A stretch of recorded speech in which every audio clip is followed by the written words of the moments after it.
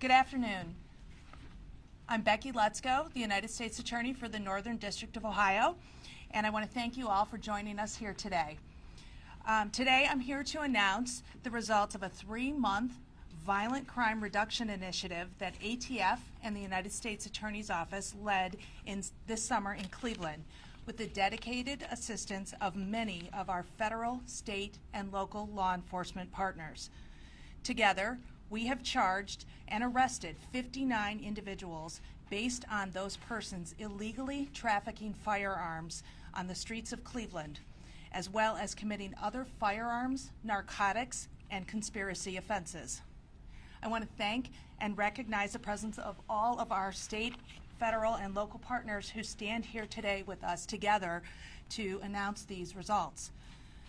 In particular, I want to thank and recognize ATF Director Stephen Dettelbach, whose agents led this initiative, U.S. Marshal Pete Elliott, whose deputies were instrumental in the arrests stemming from this initiative, and Cleveland Mayor Justin Bibb, who will address some of Cleveland's additional violence prevention efforts. Cleveland and its neighboring suburbs, like many communities throughout this state and throughout this country, have been hit hard by violent crime. All too often, the illegal sale of firearms and the use and possession of such firearms, frequently in connection with illegally selling drugs, are the source of that violence. Today's announcement shows the results of law enforcement's focused efforts using data collected from past violent criminal conduct to identify locations where violent crime is rampant, and to hold responsible those persons who, individually and while conspiring with others, illegally peddle firearms on Cleveland streets for others to use in committing crime. To date, we have charged and arrested 59 individuals. They were engaged in illegally trafficking firearms, illegally selling drugs, using firearms to commit other drug crimes, and illegally possessing dangerous firearms, to include several machine guns. Earlier today, indictments and complaints were unsealed in federal court. They detail a lengthy investigation focused on reducing firearms-related crimes in several different areas of Cleveland. This violent crime initiative was very carefully planned. As you will hear more from my colleague, ATF Director Dettelbach, law enforcement studied crime trends throughout the city and carefully allocated resources based on data and areas with gun crime violence to identify and disrupt illegal firearms trafficking. Of the more than 240 firearms that law enforcement seized as part of this initiative, the vast majority of those, 203 firearms, were obtained by law enforcement purchasing these firearms from illegal sellers. Director Dettelbach will discuss in more detail NIBIN, which is the National Integrated Ballistics Information Network, which is a law enforcement tool that law enforcement uses relating to firearms, shell casings, and other ballistic information to provide timely connections among crimes. That was an integral piece of this initiative. But the important takeaway here is this. NIBIN data shows that a significant number of the firearms that law enforcement purchased from illegal sellers in this investigation are connected to violent criminal activity, including homicides and felonious assaults that took place in Cleveland and surrounding northeast suburbs in 2022 and 2023. The purchased firearms also include 17 ghost guns,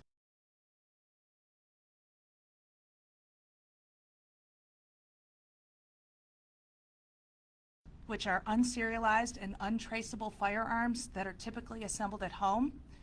They also included 28 machine gun conversion devices, sometimes called a switch. Details about the operation and the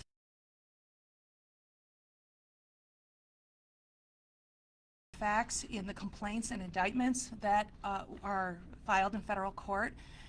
My office is prosecuting the majority of these cases here in United States District Court, and the engaging in businesses or the business of dealing firearms without a federal firearms license, to engaging in the business of importing, manufacturing, or dealing in firearms without federal firearms licenses, and otherwise illegally trafficking firearms, as well as possessing firearms in furtherance of drug trafficking crimes and drug trafficking. The Cuyahoga County Prosecutor's Office has brought state charges in several additional cases, and I want to thank that office for partnering with us in that effort. I do want to take a moment to highlight a few of the federal cases. In one case, law enforcement purchased more than 50 firearms from a group of 7 people who were working together to sell firearms on Cleveland streets, even though not one of them had a federal firearms license. Those included stolen firearms, firearms with obliterated serial numbers, switches, already loaded firearms, assault rifles, and firearms that had been previously used to commit violent crimes.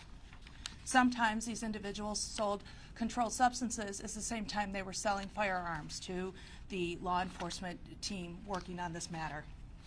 In 2 other cases, law enforcement purchased 33 firearms and 23 firearms respectively, including switches, from 2 other individuals who once again do not hold federal firearms licenses.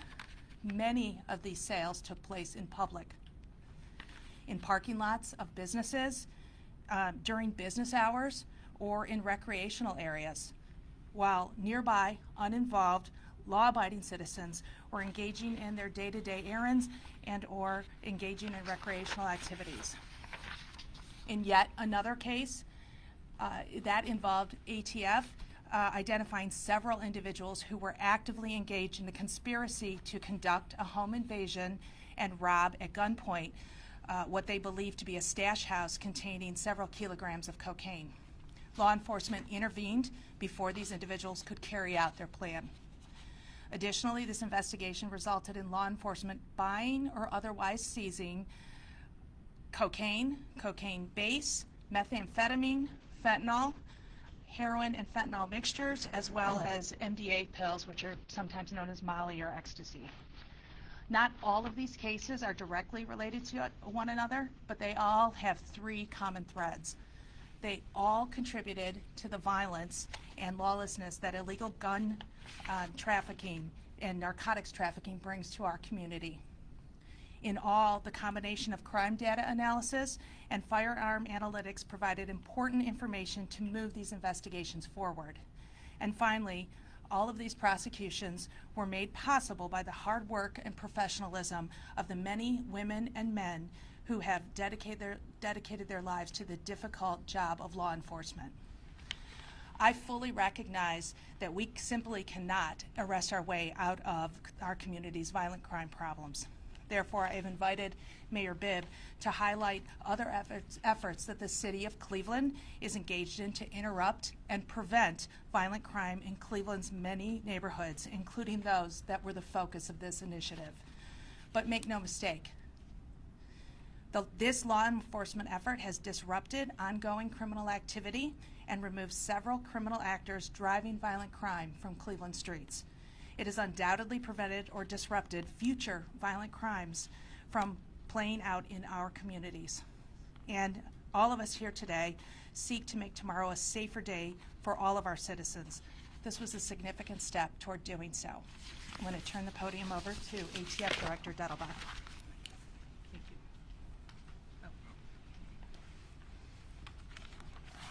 Sorry about that. Yeah, Not used to where I'm standing, you know. It's really, really great to be here at, I'll just go off script, the best U.S. Attorney's Office in the United States. Certainly now improved. And it's really, really an honor to be standing next to United States Attorney Becky Letzko and in a room with so many incredible people from this office who continue to just do amazing work day and night, weekends, all the time to protect the people of Cleveland. So thank you.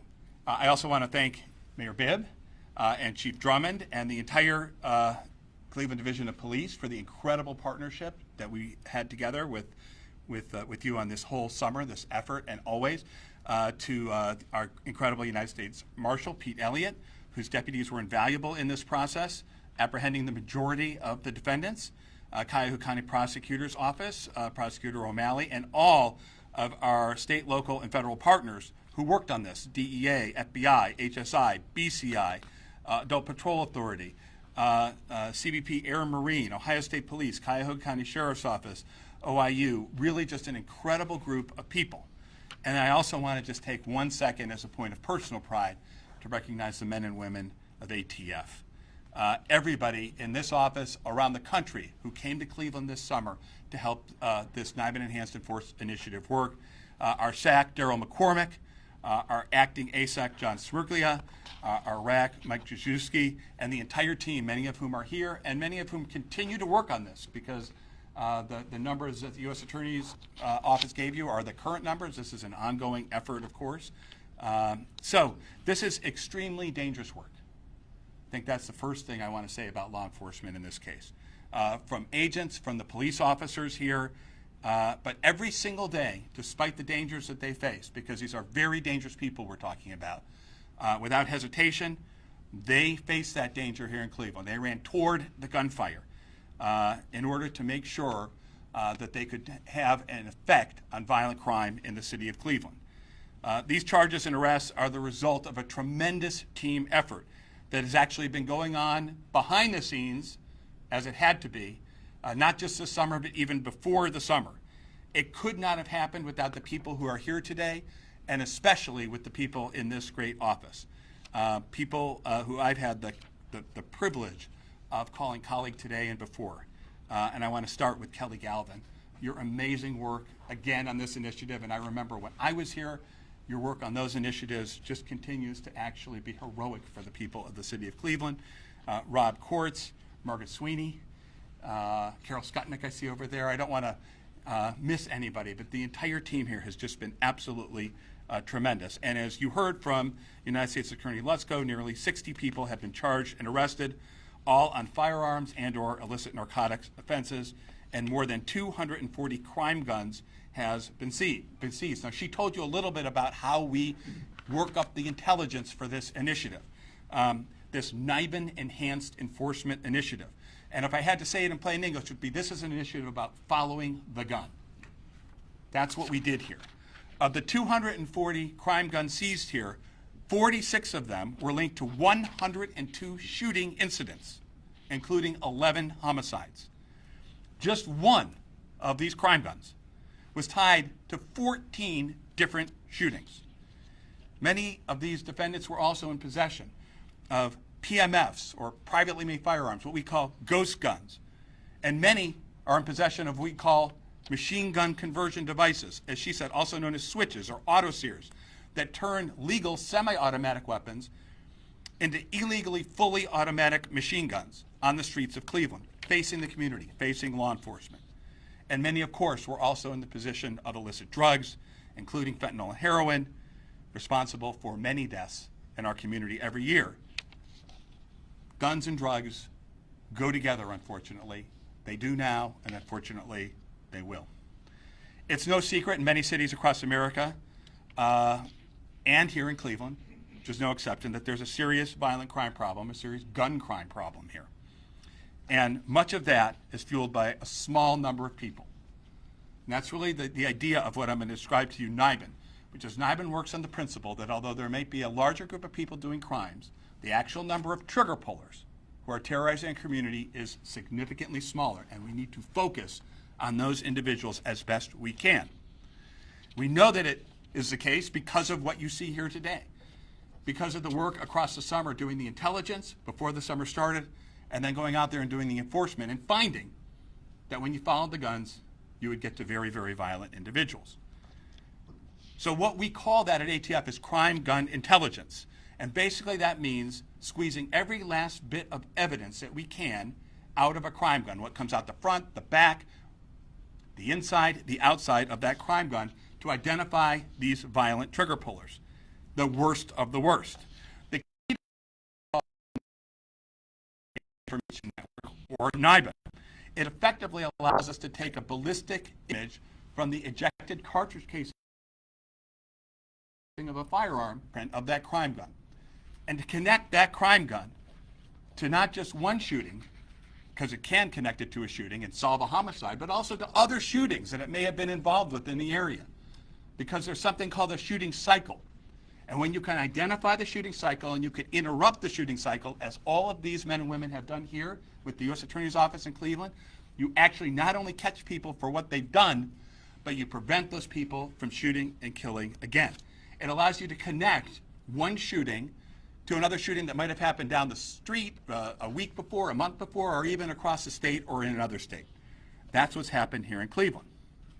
And what you see here is the result of three things. It's investigators at ATF and all of these agencies using these advanced investigative techniques to identify these most violent individuals, prosecutors taking on those investigations and working the heck out of them to make sure that the people that we identify face justice when they're caught, and third, these incredible partnerships like we have with the city of Cleveland and the mayor and the police chief here and everybody here. And I want to end with two messages. First, to the good people of Cleveland, which is my home, even though I work all over now, we're not done.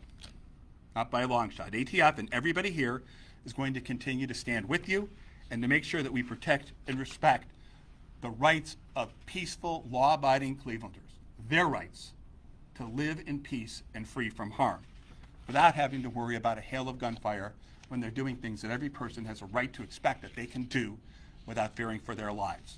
Going to a park, going to a movie, going to church, going to a rock concert, just being out for the first nice day of summer. Their right is to make sure they can do those things. The effort here shows what can be accomplished in using the best partnership and crime gun intelligence to fight this problem. But we all know that there's a large problem out there, and we have a long way to go. That's why the second thing I want to say is that we are not done working here together to make sure this is not a one-time deal. We're working together to make sure that this kind of technology and intelligence can become a long-term, sustainable, and permanent force in fighting gun crime here. As we said several months ago, a huge part of that, even when this effort was not public, is that we're committed together to have a full-fledged crime gun intelligence center here in Cleveland, Ohio. The reason for that commitment should now be easy for people to understand. It means having cases like this, investigations like this, that are just the regular part of doing business. That's already going on to an extent, but we need to make sure that Cleveland is best in class in doing that in the entire nation. And I know I've met with the mayor several times about that, the chief several times about that. We are fully committed to making that happen. And next, the final message to the folks that are out there doing violent crime, make no mistake. You're out there, we're going to find you, we're going to catch you, and we're going to hold you accountable under the law. That's what we do in law enforcement. That's what these incredible people do every day. So thanks, and I'd like to turn the podium over to Mayor Bibb. Thank you. I think Pete's next, right? No, go. No, okay. Make sure I follow protocol. My thing said to turn it Especially over in to front you. of law enforcement. One finger do. Well, today's announcement about the heroic efforts of law enforcement really goes to show you the power of collaboration. State law enforcement, local law enforcement, federal law enforcement, all working together to keep our community safe. The success announced today is yet another display of that collaboration, of how government agencies coming together can get guns off our streets and arrest those that have been putting those guns into our nets. Now, as many have already attested, there's still a lot more work to do. But with nearly 250 guns removed from our streets, thousands of grams of illegal drugs seized, and almost 60 arrests made, Cleveland is safer today because of this critical and important operation. I want to thank U.S. Attorney Lutzko, ATF Director Dettelbeck, U.S. Marshal Pete Elliott, Prosecutor O'Malley, and all of our local, state, and federal partners for their commitment and dedication each and every single day to make our city safe. And today's announcement is just a latest example of our efforts through our new initiative called RISE, Raising Investment in Safety for Everyone, recognizing that we can't do it alone at 601 Lakeside Avenue. And I know the chief can attest to this. We need every tool in our arsenal to keep Cleveland safe. Since we started RISE in July, we have already seen over 100 felony arrests, including numerous wanted for aggravated murder and other critical violent crimes. approximately 60 other illegal gun seizures, bringing the total to over 300 with today's announcement, dozens of stolen vehicles recovered, and additional helpful tips to make sure we can have critical intelligence related to pending investigations. Now, it's important to note that these collaborative efforts, all working together, is what our administration is all focused on, using a multi-pronged approach to solving and deterring violent crime in Cleveland. We want to encourage residents and businesses to join our Safe Smart CLE camera program. Since we announced the expansion of that program in July, registrations have already quadrupled to date. We've also have made historic investments in our police department. Last week, we announced new investments around recruitment of new officers to the Cleveland Division of Police, a new $5,000 signing bonus for new cadets, a 50% increase in academy pay going from $16 an hour to $24 an hour, and also a fast-track program for new college graduates and those with military experience to join the ranks of the Division of Police. And over the next couple of weeks, we'll have additional investments to announce around retention and deployment to let the men and women of our police department know we have their backs, and we're going to continue to invest in good quality, constitutionally appropriate policing in the city of Cleveland. Also, I want to mention that we are using the American Rescue Plan investments to really make a smart down payment in the future around violence prevention.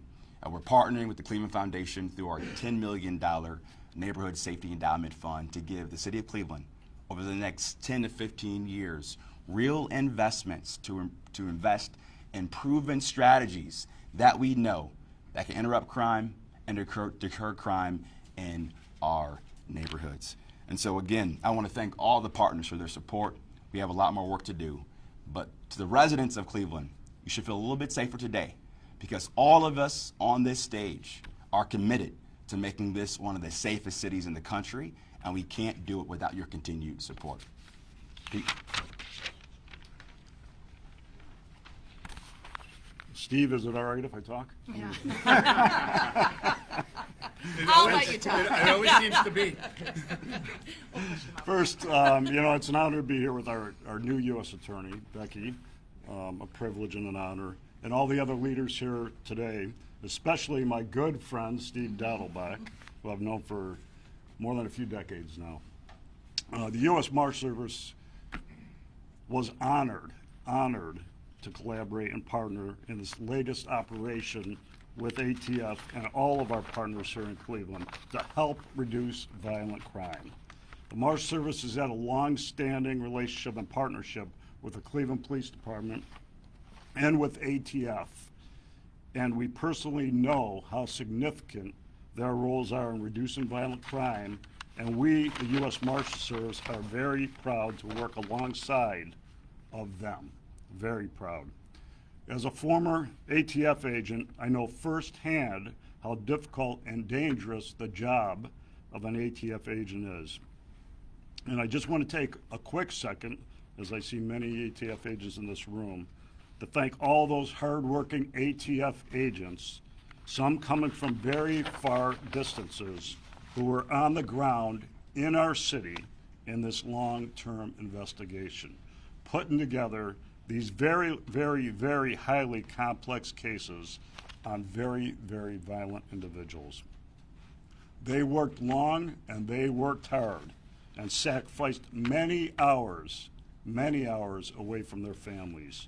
And I want to personally thank each of them and every one of them for their dedication and their commitment to making our streets of Northern Ohio safer. We look forward to our continued partnership. Thank you. What do you want me, Steve? All right, we have just a few moments for questions. Do we have any questions? This might be for Steve or the mayor. What's the status on the Crime Gun Intelligence Center? You want to start? Sure. We'll eventually have like an opening, right, of it. The things that were going on that happened in Crime Gun Intelligence Center were what was happening this summer. And the mayor and I have had now 2 or 3 different meetings with the chief and with with ASAC Smerglia and Daryl McCormick, who runs things in Ohio, as to how we're going to formalize this. So I would describe it honestly, it's going to be sort of a soft opening, right?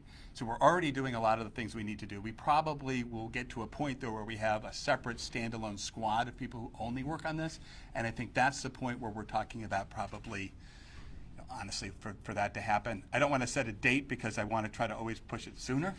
And if I say a date, that'll, but I would say that that's sort of in the months kind of thing. But we're already sort of doing the things we needed to do on crime gun intelligence. It's just making the committee make sure that we have a standalone space and a team of people who are devoted to that, so that we know that it doesn't ever sort of flag, right? It always stays. And I would say this, when I took office, Steve and I had some very important and frank conversations about what are some new tools and investments we can make as a city to really deter and get more illegal crime guns off our streets. And as the announcement we announced today shows, you had one gun linked to 14 shootings.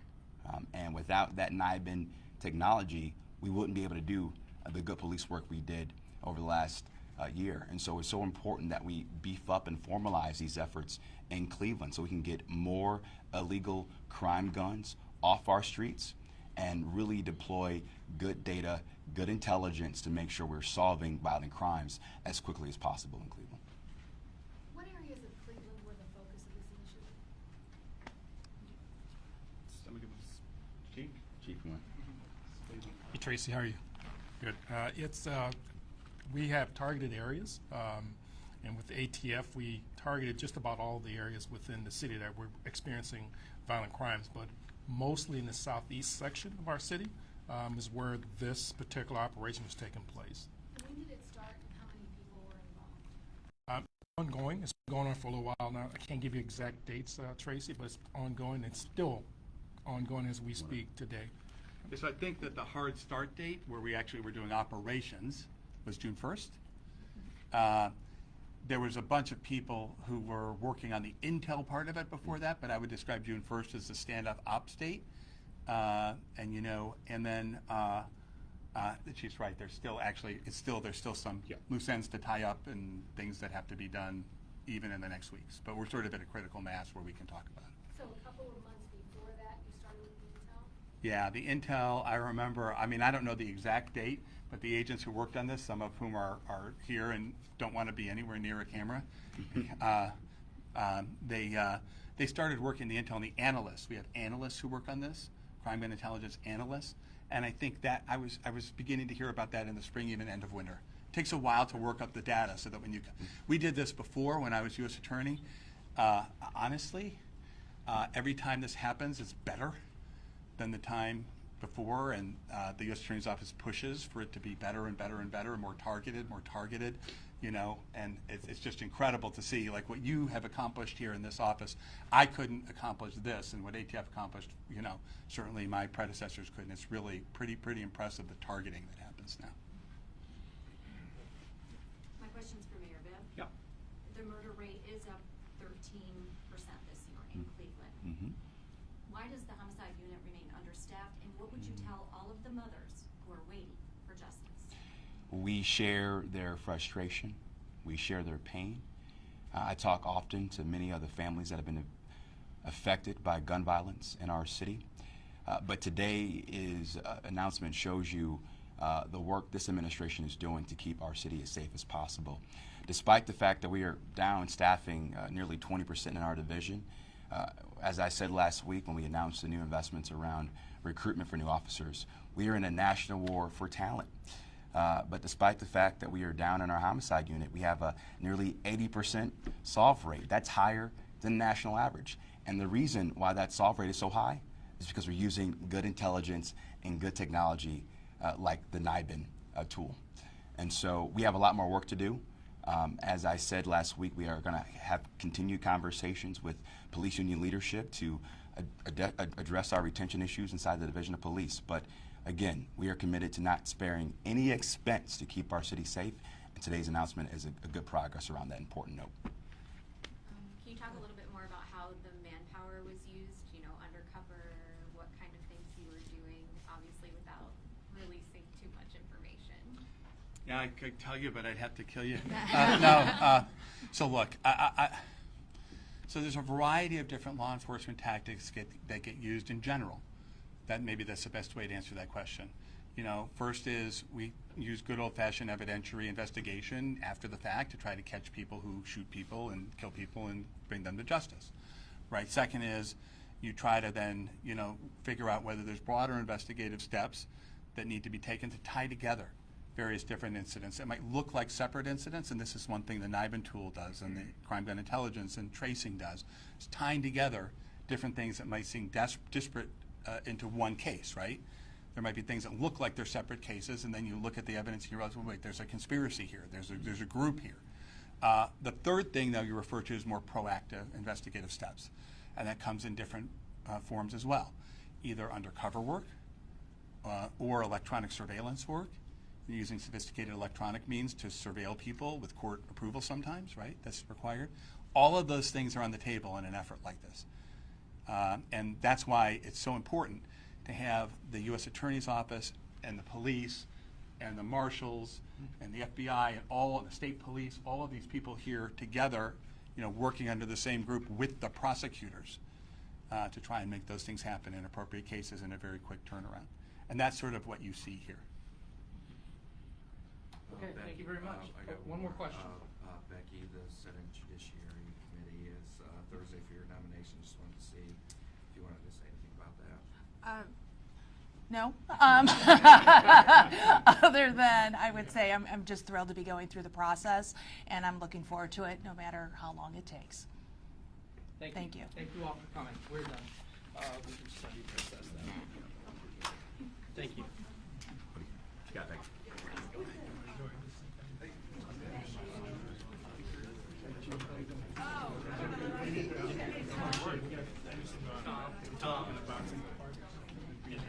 Good job, man.